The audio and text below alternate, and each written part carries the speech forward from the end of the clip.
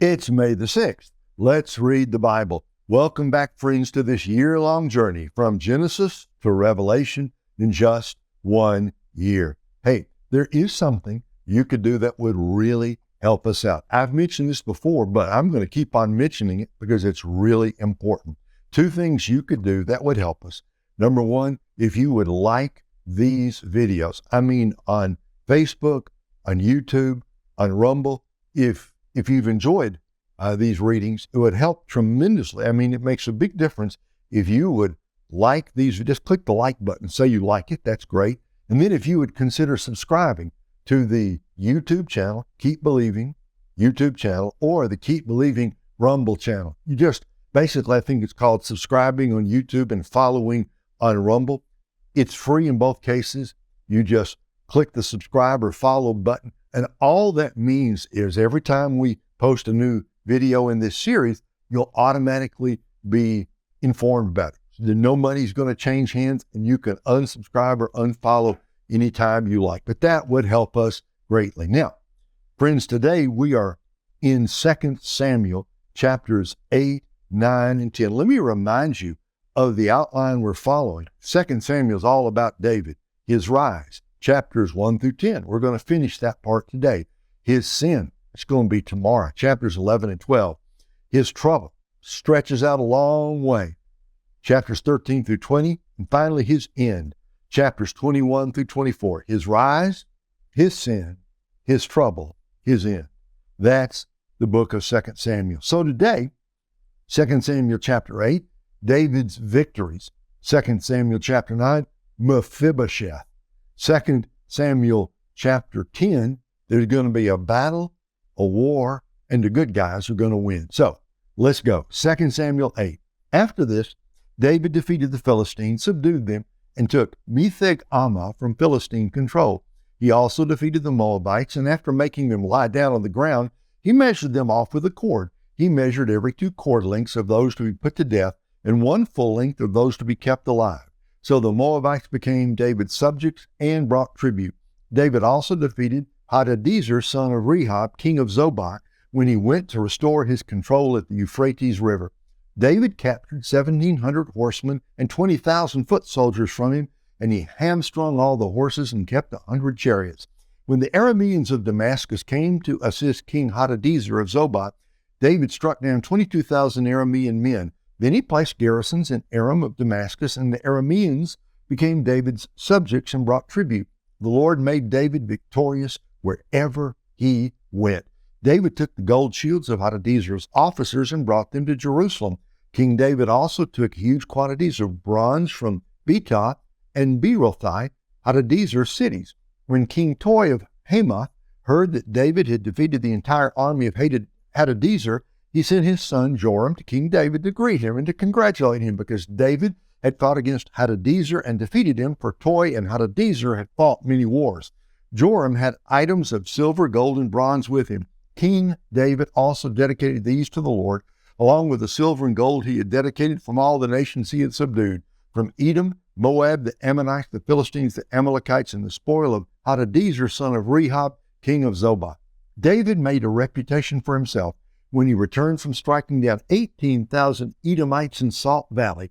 He placed garrisons throughout Edom, and all the Edomites were subject to David. The Lord made David victorious wherever he went. So David reigned over all Israel, administering justice and righteousness for all his people. Joab, son of Zeruiah, was over the army. Jehoshaphat, son of Ahilud, was court historian. Zadok, son of Ahitub, and Ahimelech, son of Abiathar, were priests. Sariah was court secretary. Benaiah, son of Jehoiada, was over the Cherethites and the Pelethites, and David's sons were chief officials. 2 Samuel chapter 9. David asked, "Is there anyone remaining from this family of Saul I can show kindness to for Jonathan's sake?" There was a servant of Saul's family named Ziba. They summoned him to David, and the king said to him, "Are you Ziba?" "I am your servant," he replied. So the king asked, "Is there anyone left of Saul's family that I can show the kindness of God to?" Ziba said to the king, "There is still Jonathan's son, who was injured in both feet." The king asked him, "Where is he?" Ziba answered the king, "You'll find him in Lo-Debar at the house of Machir, son of Ammiel. So King David had him brought from the house of Machir, son of Ammiel, in Lo-debar. Mephibosheth, son of Jonathan, son of Saul, came to David, fell face down, and paid homage. David said, Mephibosheth, I am your servant, he replied. Don't be afraid, David said to him. Since I intend to show you kindness for the sake of your father Jonathan, I will restore to you all your grandfather Saul's fields, and you will always eat meals at my table. Mephibosheth paid homage and said, What is your servant that you take an interest in a dead dog like me? Then the king summoned Saul's attendant Ziba and said to him, I have given to your master's grandson all that belonged to Saul and his family. You, your sons, and your servants are to work the ground for him, and you are to bring in the crops so that your master's grandson will have food to eat. But Mephibosheth, your master's grandson, is always to eat at my table. Now, Ziba had 15 sons and 20 servants. Ziba said to the king, Your servant will do all my lord the king commands. So Mephibosheth ate at David's table, just like one of the king's sons. Mephibosheth had a young son whose name was Micah. All those living in Ziba's house were Mephibosheth's servants. However, Mephibosheth lived in Jerusalem because he always ate at the king's table. His feet had been injured. 2 Samuel chapter 10. Sometime later, the king of the Ammonites died, and his son Hanun became king in his place. Then David said, I'll show kindness to Hanun, son of Nahash, just as his father showed kindness to me. So David sent his emissaries to console Hanun concerning his father. However, when they arrived in the land of the Ammonites, the Ammonite leader said to Hanun their lord, Just because David has sent men with condolences for you, do you really believe he's showing respect for your father? Instead, hasn't David sent his emissaries in order to scout out the city, spy on it, and demolish it? So Hanun took David's emissaries, shaved off half their beards, cut their clothes in half at the hips, and sent them away. When this was reported to David, he sent someone to meet them, since they were deeply humiliated. The king said, Stay in Jericho until your beards grow back, then return. When the Ammonites realized they had become repulsive to David, they hired 20,000 foot soldiers from the Arameans of Beth Rehob and Zobah, 1,000 men from the king of Maacah, and 12,000 men from Tob. David heard about it and sent Joab and all the elite troops. The Ammonites marched out and lined up in battle formation at the entrance to the city gate, while the Arameans of Zobah and Rehob and the men of Tob and Maacah were in the field by themselves. When Joab saw that there was a battle line in front of him and another behind him, he chose some of Israel's finest young men and lined up in formation to engage the Arameans. He placed the rest of the forces under the command of his brother Abishai. They lined up in formation to engage the Ammonites. If the Arameans are too strong for me, Joab said, then you will be my help. However, if the Ammonites are too strong for you, I'll come to help you. Be strong. Let's prove ourselves strong for our people and for the cities of our God. May the Lord's will be done. Joab and his troops advanced to fight against the Arameans, and they fled before him. When the Ammonites saw that the Arameans had fled, they too fled before Abishai and entered the city. So Joab withdrew from the attack against the Ammonites and went to Jerusalem. When the Arameans saw that they had been defeated by Israel, they regrouped. Hadadezer sent messengers to bring the Arameans who were beyond the Euphrates River. They came to Helam with Shobach, commander of Hadadezer's army, leading them.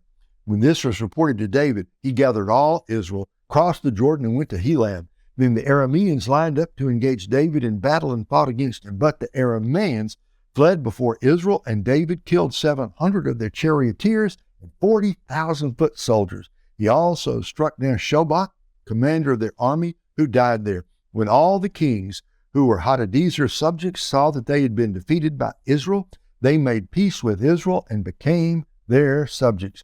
After this, the Arameans were afraid to ever help Ammonites again. Oh, fool me once, shame on you. Fool me twice, shame on me. Arameans decided after getting in that battle with David and Joab and the great army of Israel, we're not going to do this again. What do we learn from this? When God's hand is on a man or a woman, he will bless them in all that they do. He will bless them in their good times and in their bad times.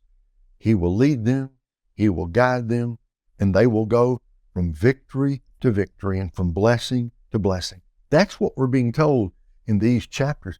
And this really is the zenith, right here, the zenith of David's reign over Israel. No matter what he did or where he went, God blessed him, promoted him, blessed his army, and the nation of Israel expanded and prospered, and eventually there was basically peace on every side. And we all know what they say. It's what Bill Gates said. Success is a lousy teacher. It makes smart people think they can do no wrong. We're going to see how that works out in David's life.